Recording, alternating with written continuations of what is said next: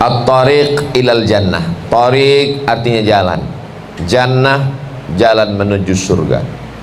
Apa saja yang bisa kita lakukan supaya jalan kita menuju surga ini sampai dengan selamat, inilah yang akan kita kaji pada subuh yang penuh dengan keberkahan ini insyaallah. Jalan yang pertama, Allah subha fi jama'atin. Siapa yang sholat subuh berjamaah, summa qa'ada yadhkurullah, kemudian dia duduk berzikir mengingat Allah, hatta tatlu asyams, sampai terbit matahari. Summa yusalli rak'ataini, setelah itu dia sholat sunat 2 rakaat.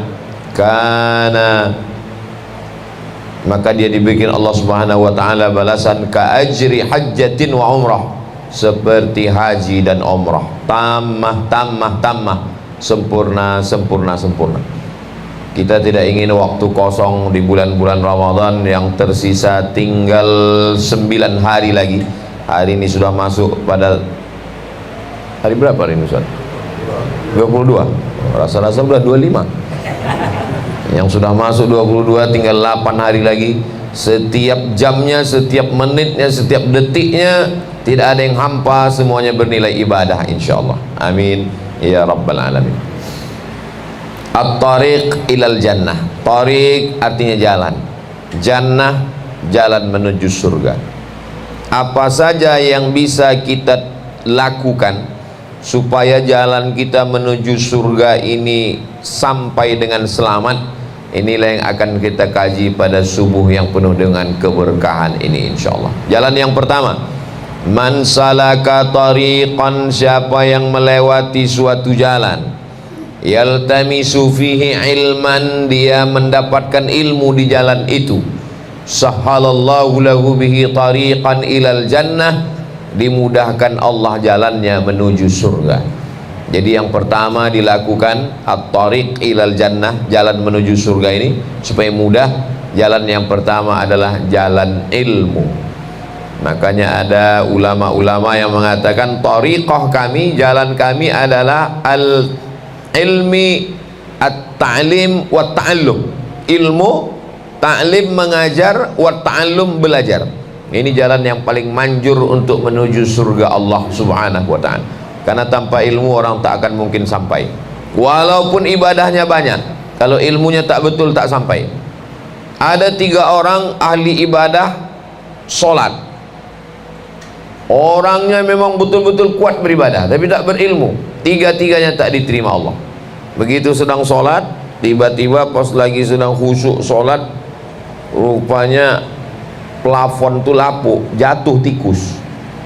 Kata imamnya, copot, kata imamnya. Kata makmum yang sebelah, diam Pak Imam, kata makmum. Kata yang sebelah lagi, untung aku tak bercakap. 3-tiganya batal karena keluar satu kata yang bukan bahasa Arab, yang bukan bacaan solat, maka batal solat. Maka seandainya dia orang yang berilmu, maka otomatis otaknya mengatakan diam, dan itulah disebut dengan spontan. Orang berilmu itu spontan. Begitu melihat sesuatu terkejut, subhanallah, masya Allah, tabarakallah, la haula wala quwata illa billah, semuanya cepat dia balikkan kepada Allah subhanahu wa ta'ala. Maka jangan sampai, musibah terbesar bagi manusia adalah ketika dia merasa berilmu. Orang belajar ini ada 3 level. Level yang pertama, merasa tahu segalanya. Nah, itu level orang baru pertama berilmu. Level yang kedua, ada beberapa hal yang kita belum tahu. Nah, ini level yang kedua. Level ketiga, merasa tak tahu.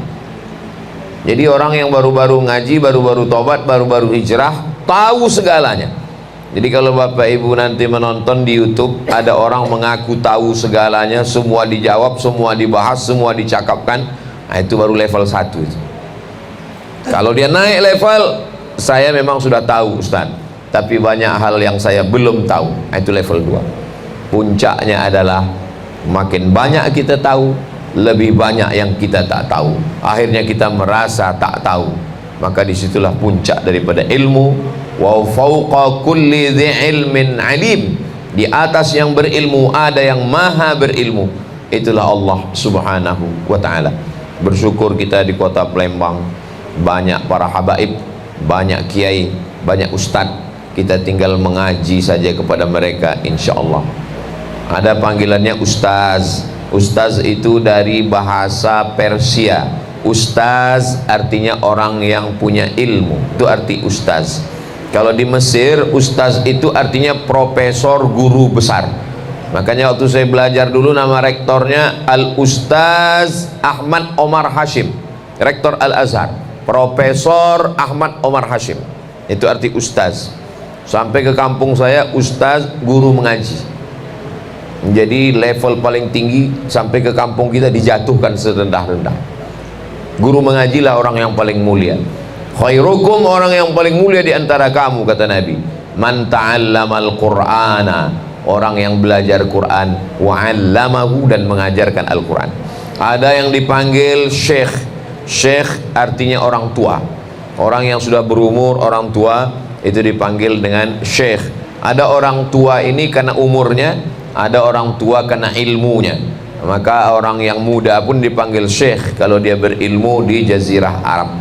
Ada orang dipanggil dengan sebutan kiai dari Pulau Jawa, karena dulu sebelum Islam datang, orang Jawa memuliakan benda-benda, gending, tombak, keris, itu dipanggil kiai.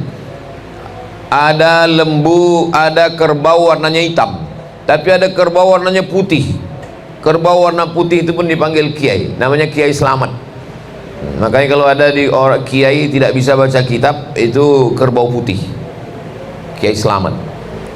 Tapi setelah Islam datang, maka ulama yang dihormati, yang dimuliakan, itu dipanggil kiai. Lalu kemudian ada yang dipanggil dengan Habib, diambil dari kata hub. Hub artinya cinta, Habib artinya mencintai dan dicintai. Kenapa dia dipanggil Habib? Karena dia mencintai kita.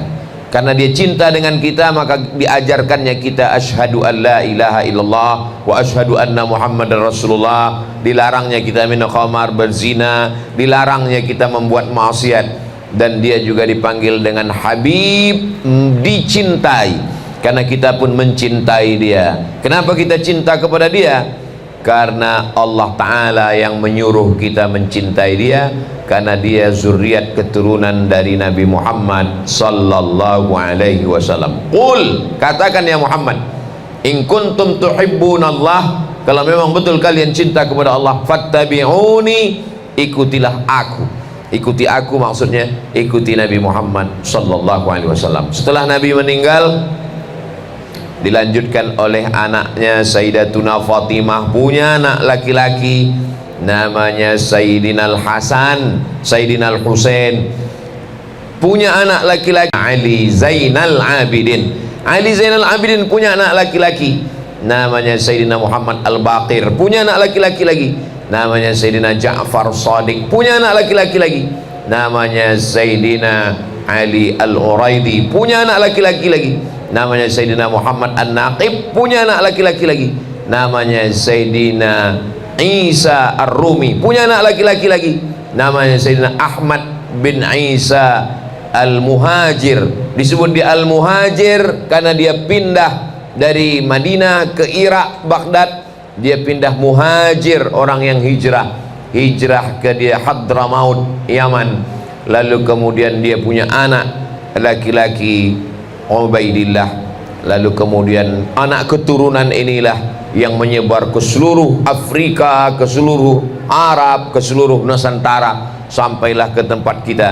Dan di antara pulau Kalimantan, Sulawesi, Jawa, Sumatera. Di pulau Sumatera ini dari ujung Aceh turun ke bawah, itulah dia Medan, turun ke bawah Riau, turun ke bawah Jambi, turun lagi Palembang.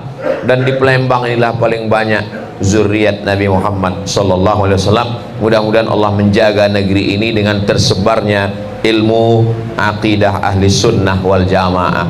Ciri ahli sunnah wal jamaah itu tiga.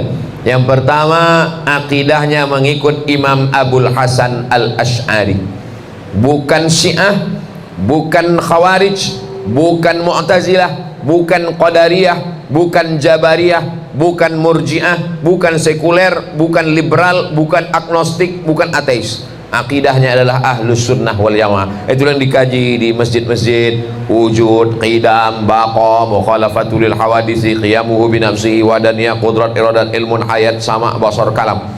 Yang kedua adalah fikihnya bermazhab. Islam datang di Indonesia dari India, padahal India mazhabnya Hanafi.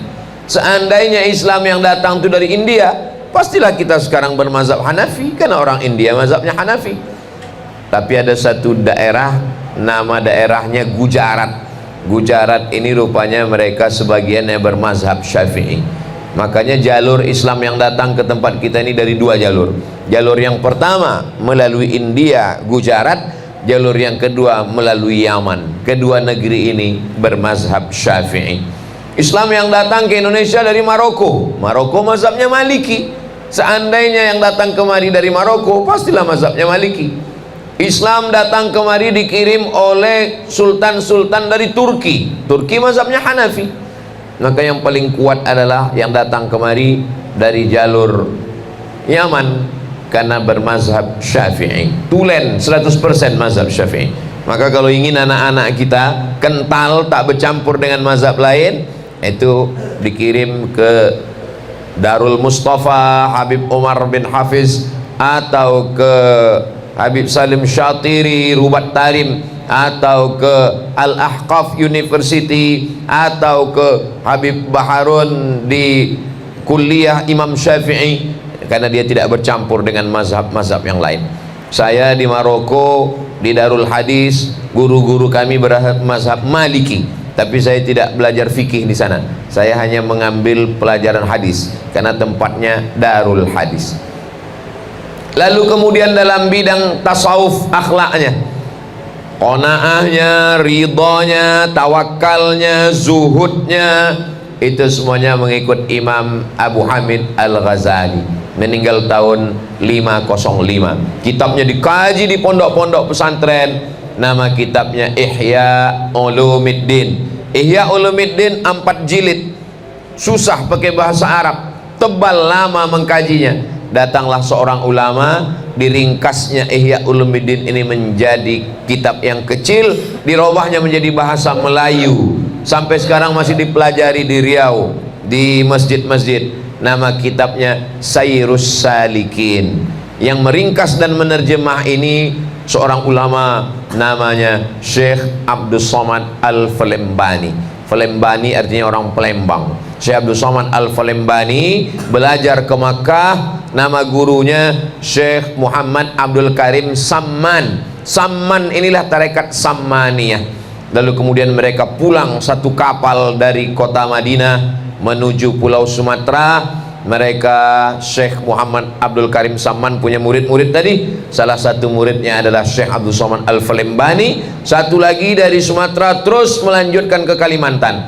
Itulah dia namanya Syekh Muhammad Arsyad Al-Banjari, ulama besar yang salah satu cicit keturunannya itulah dia guru Ijai, abah guru sekumpul. Ada gambarnya, ada gambar para habaib, para ulama. Beliau salah satu ulama Ahlus Sunnah wal Jamaah yang mengembangkan tarekat Sammaniyah, Syekh Abdul Karim Samman. Ini semua adalah ilmu, karena kalau tanpa ilmu ini maka kita akan susah untuk mengetahui jalan. Alhamdulillah. Jadi kalau kita mau belajar melalui YouTube atau belajar melalui internet, tengok dulu. Kalau dia berpegang kepada yang 3, ikuti. Akidahnya Asy'ari, fikihnya Syafi'i, tasawufnya Sunni, ikuti. Tapi kalau dia tidak kepada yang 3 ini, maka kita khawatirkan kita kacau dalam hal beribadah, kita sendiri pun bingung dalam hal beribadah. Jadi kalau ada orang mengatakan kita ini Pak Ustadz ngajinya mesti ada orangnya, memang betul ada orangnya. Tapi kami selama ini mendengar kajian Ustadz Somad di YouTube, itu hanya wasilah saja, sama macam kita baca buku. Yang penting ada orangnya. Nah, selama ada orangnya, kita bisa mendengarkannya, kita bisa mempelajarinya. Ustadz Ali, aqidahnya Asy'ari, fikihnya Syafi'i, tasawufnya adalah Imam Junaid Al-Baghdadi dan Abu Hamid Al-Ghazali. Saya sampai hari ini masih belajar. Jadi kalau saya baca buku, ada hal-hal yang tidak tahu ditanya oleh jamaah, itu saya mesti buka lagi, bertanya lagi kepada guru-guru, muzakarah. Kita adalah apa yang kita baca. Jadi kalaupun kita ditanya orang, nanti saya cari dulu jawabannya. Tapi kemarin kami tonton di YouTube, saya tengok Ustadz kalau ditanya orang jawab semua. Itu yang diupload, itu yang saya bisa aja, yang tak bisa tak diupload. Karena kita adalah apa yang kita baca. Kalau kita mengaku tahu segalanya, yang tahu segalanya itu nama syekhnya Syekh Google. Nah, itulah yang tahu segalanya. Adapun kita manusia, ada sekarang bertambah lagi satu lagi, namanya Syekh AI. Jangan bertanya kepada AI, karena AI itu hanya mengumpulkan informasi. Jangan bertanya ke Google, karena Google itu hanya mengumpulkan informasi yang dia tahu. Dia tidak bisa membedakan mana Ahlus Sunnah, mana Mu'tazilah, mana Khawarij, mana Murji'ah, mana Syiah, mana Qadariyah, mana Jabariyah. Maka kita mesti belajar ke guru, karena kalau tidak nanti kita bingung sendiri dalam beramal. Kalau di pondok-pondok, di tempat para habaib, di tempat para kiai, itu ada kurikulumnya. Belajar tauhid dari kitab yang kecil dulu, Aqidatul Awam. Nanti hafal nazam matannya, baru naik ke Jala'ul Afham, nanti naik lagi ke Al-Husunul Hamidiyah, baru nanti puncaknya lain pondok, lain kurikulum, tapi semuanya Ahlussunnah adalah Ad-Dasuqi ala Ummil Barahin, wujud qidam baqa juga yang dikaji. Dalam kitab masalah fikih begitu juga, dari kitab yang kecil Matan Takrib naik ke Fathul Qarib, lalu kemudian I'anatul Talibin, barulah kitab-kitab yang besar Al-Majmu' Syarah Muhazzab Imam Nawawi dan lain sebagainya. Berkurikulum, bersilabus, karena kalau tidak nanti kita akan bingung sendiri, sholat bingung sendiri. Jadi ada orang pernah datang dari Jakarta, sholat di masjid tempat di kota saya di Pekanbaru. Bingung saya tadi Ustaz Somad, kata dia. Kenapa? Saya sholat, imamnya baca bismillah, Bismillahirrahmanirrahim, salat subuh, Bismillahirrahmanirrahim, Alhamdulillahi Rabbil Alamin. Terus habis itu bangkit dari ruku, Sami Allahu liman hamidah, Allahu Akbar. Dia tak baca kunut, kata dia. Terus saya tanya, di mana antum bingungnya? Kalau menurut mazhab Syafi'i, bismillahnya jahar, Bismillahirrahmanirrahim, dan kunutnya pakai subuh, dan subuhnya pakai kunut. Itu mazhab Syafi'i. Kalau bismillahnya sir, bismillahnya enggak kedengaran, Bismillahirrahmanirrahim, itu mazhab Hambali, dan tidak pakai kunut subuh. Makanya kita di Saudi Arabia, Masjidil Haram, Masjid Nabawi, bismillahnya sir dan tidak pakai kunut. Tapi di masjid tempat saya sholat tadi, kata dia, bismillahnya jahar dan tidak pakai kunut. Mazhab apa itu, kata dia. Karena saya bingung, saya jawab, mungkin dia SMP-nya Muhammadiyah, SMA-nya NU. Akhirnya jamaah bingung. Datang yang satu lagi, masih syukur dia sholat Pak Ustaz, daripada nggak sholat. Nah, itu udah lain lagi udah. Kita ini beramal nih ada acuannya, tidak mencampur-campur mazhab.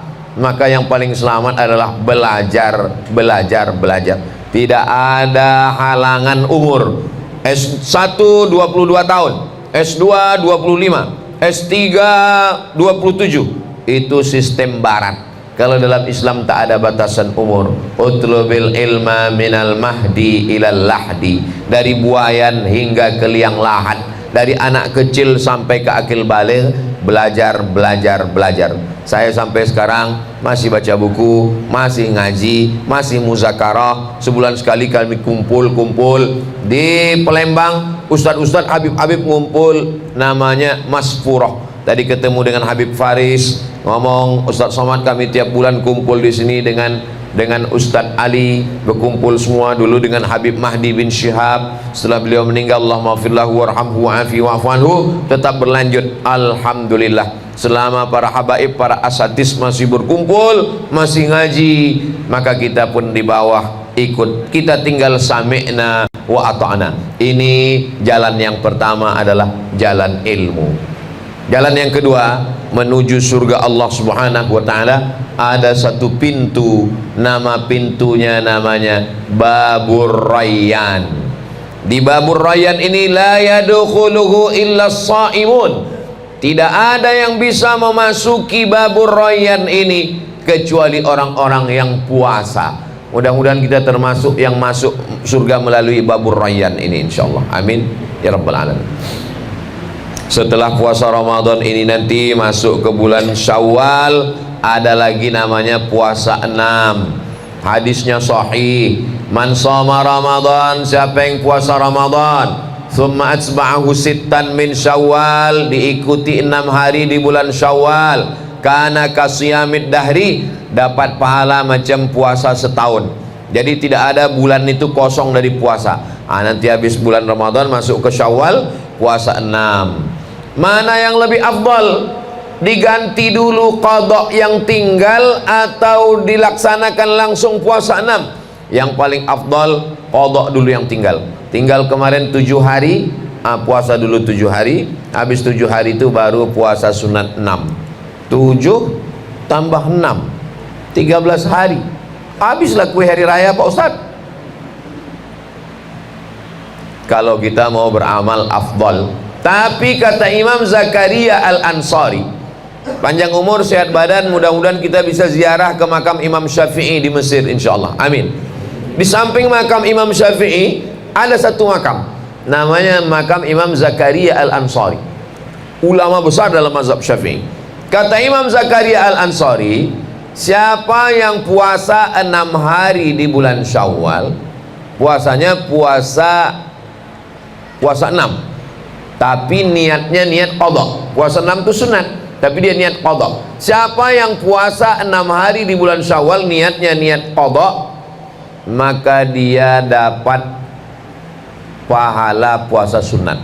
Saya niat puasa qadha besok hari di bulan Syawal, dibuatnya 6 hari, maka dia dapat pahala puasa sunat Syawal. Sekali dayung 2-3 pulau terlampaui. Siapa yang puasa sunat tak dapat puasa qadha, tapi siapa yang puasa qadha dapat pahala puasa sunat. Puasa qadha dia di bulan Syawal, dilaksanakannya pada hari Senin, maka dia dapat 3. Qadhanya lunas, puasa sunat Senin dapat, puasa sunat Syawalnya pun dapat. Begitu kata Imam Zakaria Al-Ansari. Jadi pilihannya ibu yang kemarin tinggal 7 hari. Ustaz Somad kenapa sebut ibu? Karena ibu yang tinggal 7 hari. Rupanya bapak tuh tinggal 17 hari. Maka ibu dan bapak sama saja. Niatkan saja puasanya 6 hari, tapi niatnya qadha, maka insya Allah dapat qadhanya lunas dan dapat pahala puasa sunat. Apakah mesti berurutan 1, 2, 3, 4, 5, 6? Enggak. Boleh di awal, boleh di tengah, boleh di ujung, boleh dicicil, boleh berurutan, boleh terpisah-pisah. Ini artinya kita terus jaga di bulan Syawal. Masuk bulan Zulqa'dah, Zulqa'dah puasa lagi. Mana dalilnya? Dalilnya ada dalam kitab Musnad Ahmad bin Ambal. Wa minal hurumi fasum, berpuasalah engkau di bulan-bulan haram. Bulan haram itu maksudnya bulan mulia. Bulan mulia itu 4 bulan: Zulqa'dah, Zulhijjah, Muharram, Rajab. Zulqa'dah, Zulhijjah, Muharram, Rajab.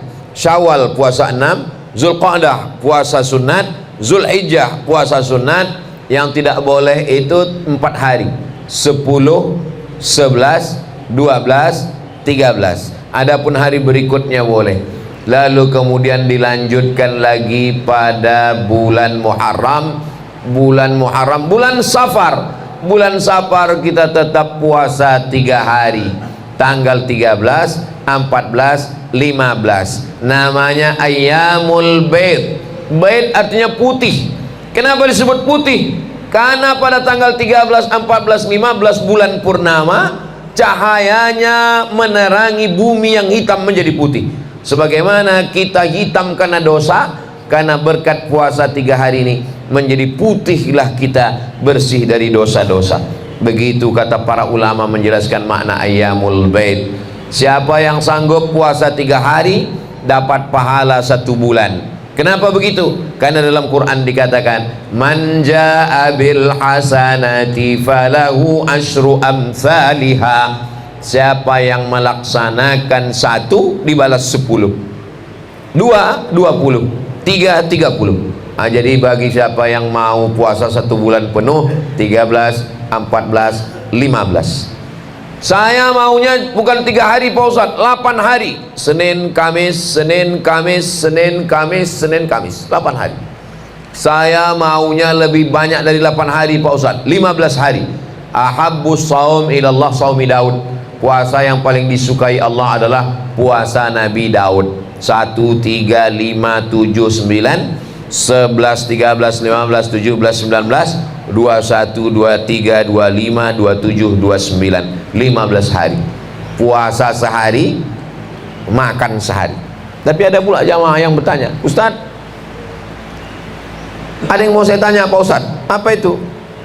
Bagaimana dengan sholat suami saya? Gimana sholatnya? Sholat Daud Pak Ustadz, sehari sholat, sehari tak sholat.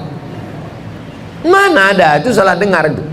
Makanya kalau dengar pengajian itu, kalau tidur, tidur betul. Kalau dengar, dengar betul. Jangan setengah tidur. Akhirnya puasa kata Ustadz, sholat kata dia. Sholat Nabi Daud, sholatnya malam, tahajud. Puasa Nabi Daud, sehari puasa, makan sehari. Ada puasa yang lebih hebat lagi daripada itu. Ada. Namanya puasa ad-dahru. Tidak makan sama sekali, puasa sepanjang. Tapi ulama ikhtilaf tentang ini. Ulama yang membolehkan puasa dahar, dalilnya adalah perbuatan sahabat Nabi yang laki-laki namanya Abdullah bin Umar. Abdullah bin Umar itu puasa sepanjang hari. Sedangkan yang perempuan adalah Sayyidatuna Aisyah, istri Nabi namanya Aisyah radhiyallahu anha. Setelah Nabi meninggal, dia tidak ada anak, dia tidak ada suami, dia berpuasa sepanjang hari. Jadi ibu, anak-anaknya semua sudah besar-besar, suami sudah meninggal, hidup sendiri, mau banyak beribadah, boleh dia puasa dahar. Laki-laki kalau dia ada tanggungan mencari nafkah tak boleh, karena kalau dia tidak puasa nanti dia tidak bisa berusaha, dia tidak boleh. La yukallifullahu nafsan illa us'aha. Nah, ini puasa yang kita laksanakan. Saya pernah ke Kudus, Jawa Tengah. Makanan sudah terhidang semua. Silakan makan Pak Ustadz, makan. Pas saya makan, yang tuan rumah nggak makan. Lalu saya tanya, kenapa Bapak nggak makan? Mohon maaf Pak Ustadz, saya puasa. Dalam hati saya, masa dia nggak makan sama kita, dia siapkan makanan. Kenapa nggak dibatalkannya? Saya memang puasanya bukan puasa Senin Kamis, bukan puasa Nabi Daud Pak Ustadz. Saya memang puasa tiap hari, puasa dahar sepanjang tahun Pak. Iya. Sudah berapa lama? Sudah 2 tahun Pak Ustadz. 2 tahun puasa dan tetap sehat badannya. Jadi kalau ada orang mengatakan puasa itu nanti membuat badan lemah, itu memang dia malas puasa. Buktinya kita jumpa sama orang puasa, sehat badan, sehat pikiran, sehat mulut, nggak bicara aib orang, sehat mata, tak menengok yang haram, sehat telinga, tak mendengar yang haram, sehat pikiran, tak memikirkan yang haram, sehat hati, tak merenungkan yang haram, sehat badan, sehat pikiran. Jamaah banyak juga yang menduga Ustadz Somad ini kurus karena puasa. Enggak, saya memang udah takdir begini. Bapak Ibu yang dimuliakan Allah Subhanahu Wa Taala, jadi kalau kita mau masuk at-tariq ilal jannah, menuju surga ini, ada satu pintu yang kita memang mau tembak, namanya Babur Rayyan. Insya Allah panjang umur, sehat badan, istiqomah kita berpuasa ini, masuk kita. Puasa itu wajib, ada puasa itu sunat, sedangkan sehat itu bonus. Jadi jangan berpuasa niatnya dicampur-campur. Nawaitu shauma ghadin an adai fardhi syahri Ramadan, diet lillahi ta'ala. Diet itu bonusnya. Banyak sekarang orang tidak makan, dikasih nasi Saya nggak makan nasi Pak Ustadz, diet karbo. Katanya karbohidrat merusak. Minum teh manis nggak mau, kenapa? Diabetes, gula darah. Makan emping melinjo nggak mau, kenapa? Asam urat. Nggak mau makan santan, kenapa? Kolesterol. Kuncinya mudah saja, puasa sunat. Habis itu semua kolesterol, kelebihan-kelebihan yang ada di badan itu dimakan oleh diri sendiri, maka sehat walafiat insyaallah. Mudah-mudahan kita semua diberikan Allah SWT sehat badan, sehat pikiran, sehingga ibadah kita ini membuat kita menjadi semangat terus, yang puncaknya adalah mencari ridho Allah SWT. Ini at-tariq ilal jannah, namanya Babur Rayyan. Saya tak sanggup puasa Pak Ustadz. Kenapa tak sanggup puasa? Saya ketemu dengan bapak-bapak berseragam, badan berotot, tegap, kumis melintang. Datang berbisik ke saya, Ustaz Somad, saya nggak sanggup puasa. Saya tengok badannya sehat. Kenapa bapak nggak sanggup puasa? Dokter melarang saya puasa Pak Ustaz. Kenapa dilarang? Karena buah ginjal saya sudah hilang satu. Kalau saya puasa ini berbahaya Pak Ustaz. Maka apa boleh buat. Begitu juga dengan orang yang sakit mah, kemana-mana bawa tas, kita sangka isinya laptop, rupanya roti gabin. Karena kalau lambat sedikit mengunyah, itu asam lambung keluar. Dia 1 jam 2 jam mesti. Ini tidak bisa lagi, mah akut. Maka faman kana minkum maridhan, siapa yang sakit, au ala safarin, atau musafir, sakit atau musafir, fa'iddatum min ayyamin ukhar, ganti di hari yang lain, ganti di bulan Syawal. Bulan Syawal pun sakit juga, ganti di bulan Zulqa'dah. Zulqa'dah pun sakit juga, ganti di bulan Zulhijjah. Ganti-ganti sampai mati tak bisa mengganti Pak Ustadz. Maka mereka ini tidak wajib puasa. Wa 'alal ladzina yutiqunahu, yang tak sanggup puasa, fidyatun ta'amu miskin, bayar fidyah. Orang yang tua renta 70-80, orang yang sakit tak sembuh-sembuh, dia tidak disuruh mengqadha, dia disuruh bayar fidyah. Fidyahnya berapa? Makan pagi, makan siang, makan malam. 1 hari puasa, 1 hari makan miskin. Bukan fakir, miskin. Apa beda fakir sama miskin? Hidup sebatang kara, anak tak ada, suami tak ada, pemasukan tak ada, fakir. Bisa ambil upah buruh, cuci, kerja, pendapatan 1 juta, kewajiban 3 juta, itu namanya miskin. Ada pemasukan tapi tak cukup, itu miskin. Kalau banyak duit tapi tak cukup-cukup, itu namanya tamak. Nah, jadi yang kita kasih tadi makan itu adalah fidyatun ta'amu miskin. Makan pagi, makan siang, makan malam. Kalau diduitkan di Palembang berapa lah itu Pak Ustadz? Menurut Basnas DKI Jakarta, 1 hari fidyah itu 60.000. Makan pagi, makan siang, makan malam. Jadi kalau 60.000 sehari, 10 hari 600.000, 1 bulan 1.800.000. Yang punya saudara yang sakit atau dia tua renta, mak ayah kita, maka kita bayarkan 1.800.000. Bisa untuk 10 orang atau 30 orang atau 1 orang, tergantung yang berhajat di kampung itu.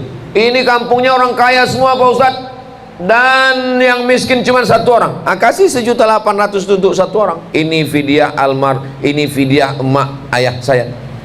Bagaimana dengan orang yang mati tapi masih ada utang puasa? Man mata, siapa yang mati, wa alaihi siyamun, punya utang puasa, shoma anhu waliyuhu, maka ahli warisnya wajib menggantikan puasanya. Puasa tidak lunas hanya karena mati. Jangan sangka, kamu kenapa tak mengganti puasa? Saya nunggu mati aja Pak Ustadz. Enak kali. Mati tidak buat lunas hutang puasa. Jadi siapa yang mati, cari catatannya. Kalau ada catatannya, terbuka di rak-rak, di laci, di celah-celah bajunya, dapat utang puasaku ada 5 hari lagi. Panggil kakak, semua abang, telepon suruh mereka datang, bilang ini ada pembagian ini, insya Allah cepat mereka datang. Disangkanya pembagian harta warisan. Rupanya pembagian utang puasa. Kau tiga, kau tiga, kau tiga. 3 hektar, 3 hari puasa. Tidak ada ikhtilaf antar 4 mazhab. Mazhab yang paling tua mazhab Hanafi, nomor 2 mazhab Maliki, nomor 3 mazhab Syafi'i, nomor 4 mazhab Hambali. 4 mazhab sepakat, orang yang mati meninggalkan utang puasa, ahli warisnya wajib menggantikan puasanya. Jalan menuju surga majelis ilmu. Yang kedua ada namanya Babur Rayyan. Ini berikutnya at-tariq ilal jannah adalah babus sodaqoh, pintu sodaqoh. Ada orang sodaqoh. Sodaqoh dalam Islam mulainya dari kecil dulu. Seandainya engkau punya sebiji kurma, fasyaqqahu nisfain, dibelah 2. Kurma satu-satunya kurma. Waktu mau berbuka, Allahumma laka sumtu wa bika amantu ala rizqa aftartu bi rahmatika ya arhamar rahimin. Ada kurma sebiji, belah 2, sebelah ke mulut kita, sebelah ke mulut kawan. Ada tuh banyak videonya Pak Ustadz, dibelahnya kurma menjadi 2, sebelah ke mulut dia, sebelah ke mulut kawannya. Itu karena susah Pak Ustadz? Bukan, itu buat konten. Seandainya sesusah-susahnya kita, ada kurma sebiji pun kita bagi 2, itu kita masuk melalui babus shadaqah. Idza tabakhta fa'aksir ma'aha. Kalau engkau masak, banyakkan kuahnya. Untuk apa banyak kuah? Bagi untuk buka puasa. Tapi bagi masyarakat Palembang yang udah terbiasa mengasih pindang, ada ikan salainya, ada ayamnya, ada dagingnya, bagi banyak. Jangan gara-gara ngaji subuh ini sore nanti berubah kuah semua. Selama ini ada dagingnya sama ikannya, ini gara-gara ceramah Ustaz Somad tinggal kuah aja lagi. Maksudnya andai kita tak punya duit sama sekali, cuman tinggal kuah pun tetap juga kita bagi. Begitulah ajaran Islam. Kenapa kita melaksanakan puasa? Merasakan laparnya orang lain. Puncak dari puasa ini adalah merasakan perasaan orang lain. La yu'minu ahadukum, kamu belum beriman, hatta yuhibba li akhihi, sampai kau sayang kepada saudaramu, ma yuhibbu li nafsihi, sama macam sayang pada diri sendiri. Kalau lapar itu menyentuh hati, ringan tangan berbagi. Tapi kalau lapar baru menyentuh lambung, nasi tinggi membumbung. Tapi ini jangan dipraktekkan, sore nanti nengok pas pula buka bersama, tengok siapa yang nasinya tinggi, ini baru menyentuh lambung ini. Bukan itu maksudnya. Man fattara sha'iman, siapa yang memberikan sedekah buka bersama, buka puasa kepada orang, maka dia sama macam mendapatkan pahala puasa. Belikan cendol agak 3 bungkus, belikan nasi 3 bungkus, belikan ayam 3 potong, belikan daging, antar ke panti asuhan, antar ke panti jompo. Assalamualaikum Bapak Ketua Panti. Waalaikumsalam. Saya mau ngasih buka puasa. Berapa anak yatim sini? Ada 100 orang Pak. Saya mau ngasih semuanya. Enggak, 3 orang aja. Itu yang mampu kita. Berawal dari mulai berbagi sebelah kurma, kuah, kasih buka puasa. Jadi dia bermulai kecil, nanti sudah bisa terbiasa. Barulah cerita bangun masjid. Jangan langsung bangun masjid, berat. Kasih makan dulu, lalu kemudian man bana masjidan, siapa yang bangun masjid, banallah mithlahu baitan fil jannah, dibangunkan Allah untuknya satu tempat di surga. Masjid at-tariq ilal jannah, jalan menuju surga. Tak bisa masuk dari babur rayyan, tak sanggup puasa, masuk dari babus shadaqah. Udkhulu min abwabin mutafarriqah, masuk dari pintu yang banyak. Ada orang sanggup puasa tapi sedekah tak sanggup. Ada orang puasa tak sanggup tapi sedekah sanggup. Allah itu maha kasih, maha sayang. Ada yang dilebihkannya rezeki, masuk dari babus shadaqah. Ada orang kaya, duitnya banyak, rajin puasa, dua-dua bisa. Yang lebih parah, udahlah tak punya duit, tak puasa pula, tak boleh ikut pengajian. Masuk surga dari mana lah dia Pak Ustadz? Nggak tahulah, kecuali dia punya ordal, orang dalam. Bapak Ibu yang dimuliakan Allah Subhanahu wa Ta'ala, maka ini adalah babus shadaqah. Pintu surga ini banyak Pak Ustadz, banyak. Jadi yang kita kaji subuh ini, yang kita kaji ini sementara nampak matahari, dan nampaknya sudah nampak. Tadi di luar tuh nampak saya gelap semua. Sekarang ini udah nampak ada atap genteng, ada kawat duri. Berarti kita sudah siang. Cara Allah Subhanahu wa ta'ala supaya kita tidak tidur pagi. Saya cari-cari di internet apa bahaya tidur pagi, stroke ringan. Kalau orang tua-tua kita dulu, jangan tidur pagi, nanti rezeki dimakan ayam. Zaman sekarang bukan cuma dipatuk ayam, diterkam kucing. Habis semua, apapun tak dapat. Disuruh sholat duha, supaya apa? Jangan tidur pagi. Disuruh sholat subuh, supaya apa? Jangan tidur pagi. Habis subuh pengajian, supaya apa? Jangan tidur pagi. Alhamdulillah Pak Ustadz, suami saya tidak tidur pagi, tapi sudah habis sholat duha tuh tidur, maghrib baru bangun. Na'udzubillah. Bapak Ibu yang dimuliakan Allah Subhanahu wa ta'ala, subuh ini at-tariq ilal jannah, 3 itu aja dulu yang kita bahas. Pertama, dengan cara belajar, mengajar. Yang kedua, masuk dari babur rayyan. Yang ketiga, masuk dari babus sodakoh. Itulah dia at-tariq ilal jannah, jalan menuju surga. Akhirnya kita sampai pukul 6. Mudah-mudahan waktu yang diberikan Allah ini bernilai etikaf, bernilai jihad fisabilillah, bernilai mencari ridha Allah. Semuanya akan menjadi bekal kita nanti menghadap Allah. Yauma la yanfa'u malun, hari itu tak ada gunanya anak, wala banun, tak ada gunanya harta, illa man atallaha biqalbin salim, kecuali orang yang datang menghadap Allah dengan hati yang bersih karena amal yang soleh. Semoga keluarga kita sakinah mawaddah warahmah, anak cucu kita soleh dan solihah, kita diberikan istiqomah dalam ibadah, mati kita semuanya dalam keadaan husnul khatimah. Ala hazihin niyah al-fatihah.